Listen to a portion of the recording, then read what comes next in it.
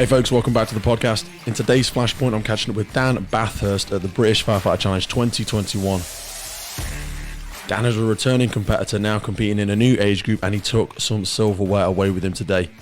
Today's Flashpoint was brought to you by the wonderful William Wood watches, the makers of those beautiful watches made from upcycled fire service equipment. They actually gave away one of their newest models of the watches to the fastest male and the fastest female. If you head over to williamwoodwatches.com or head over to their Instagram page, you will see them at British Firefighter Challenge 2021. So without further ado, let's jump in and take a listen to today's Flashpoint.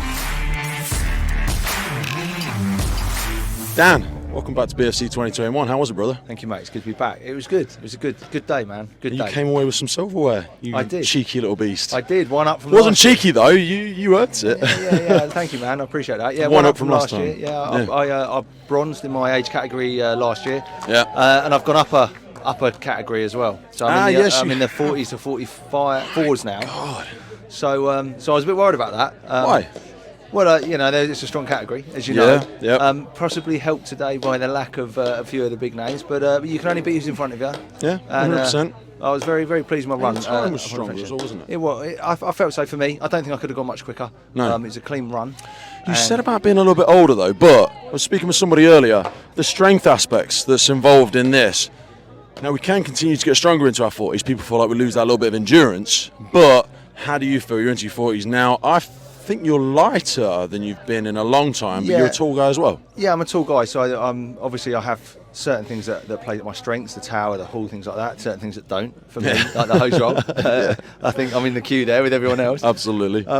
But yeah, I think for me, the strength thing is something I've never been massively strong, but it's my cardio is what I've worked a lot on as I get older. It's how have you worked on your cardio? I bought a rower for home. I was going to ask you about a rower, because a few people have said that. Like, oh yeah, I go out on runs. There's something about a rower, isn't it? Everything that it does for that entire rear aspect. Anything that makes you want to feel sick after being on it for 4.5 minutes is doing well. I feel like it's one of the best ones for a full body blitz as well. 100%, brother. Yeah, exactly that. For me, it was something I've had injuries. I've had knee injuries and back injuries, and it's low impact. Mm-hmm. It's something I can do throughout the winter in my garage. Yeah. No excuses now. Yeah. How do you structure your rowing? Do you do sprints? Do you do endurance? I change it up, to be quite honest with you. And something I find really helps is I've got a whiteboard next to the rower with my best times. And every time I get on a rower, I try and beat the time I did before. Something I get my kids doing. And my kids are 8 and 6. And I get them to row 100 metres. How fast can you do it? Right, beat it next time. Yeah. That's all you got to do. You're only racing yourself in these sort of things. And especially during this whole pandemic, COVID craziness, how have you managed to stay motivated the whole time? Did you dip in and out? How have you kept it up? Because some people aren't here today, not because they don't want to be. They just feel like, I'm not ready for it. I've not been staying in shape. Blah blah blah. How have you done it? Have you stayed motivated the whole time? Yeah. Do you know what? I'm quite a self-motivated guy. I might not be the quickest. I might not be the fastest, but it's that for me. I think it's my drive and my determination to go and train when others wouldn't, which is why I've come away with silver hopefully today. Like I say, I'm by no means the strongest, I'm by no means the quickest, but I will go and train when others won't. Well, you're not bloody far off, brother. You walked away with the silver. Yeah, no, absolutely. I train when others wouldn't. I really have got a passion for pushing myself. Yeah. And I mean what I say when I'm racing myself. As soon as I beat last year, as soon as I beat last time, I'm happy. And long may that continue. Beautiful. So we're here at the Fire Service College. What's different about being at the college? It's the first time there's no public here, but equally it's kind of like the home of the fire service. How have you found it? This is my first time here. Is it really? Almost 21 years in the job. It's my first time here. Crikey. But there was something special about being here that I think with Watford in a high street and that, it's a lot easier to get crowds and that. But anyone that was here and made the effort to come here, and I think that showed. And it, like you say, there's a lot of people here that wanted to be here, that have pushed themselves to be here, and the brotherhood and that it helps, doesn't it? I think. Yeah. And having a smaller competition with people that really want to be here, I don't think it's affected it. I'll be honest with you. It still feels the same. And like I said at the start, it's good to be back. Are you doing the relay tomorrow? Oh yes. Magic. Yeah. What's the team looking like? What run are you doing? How are we spilling it up? I'll be on the dummy tomorrow. You're on the dummy? I'm the dummy man. At least I think that's what they meant when they called me a dummy. Yeah, I know. That's a backhanded compliment. The dummy is 70 kilos. Yeah. Now, I was speaking with a few athletes. 70 kilos is only like 11 stone.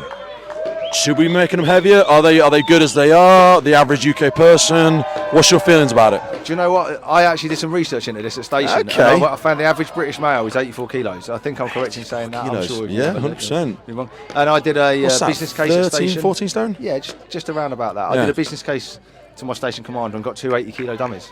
The rest of the lads weren't too thankful, but I think we should train for the worst. Realistic. Train hard, win easy. How heavy are you?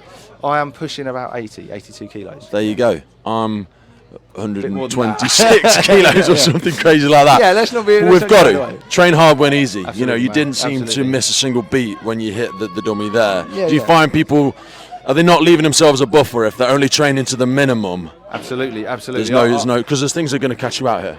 Absolutely. I think there's a few first timers here today, and I think they will go and train differently. I know I did off the back of my first time. Okay. I try to tell myself not to gas out on the stairs. I think that's easier said than done because the adrenaline's Someone's going. running against But us. you've got to like the job. You've got to prepare for the long game, and you've got to be able to be there at the end because that's the most important part, right? The dummy drag. Yeah. So goddamn exciting being back here again this year. Love it. I wanted to ask you before we finish, mate. Best part of being part of the emergency services. Why'd you do it? What's the point? What are you here for? Come on, the brotherhood. Yeah, the brotherhood. And I have to be honest. When I was a kid, I wanted to be Superman. All right. And as corny as that sounds, when I realised that wasn't going to happen. I wanted the next best thing. It's a privilege to be in an industry where you get to help people. Yeah. And I mean that. It's a real privilege to be able to help people.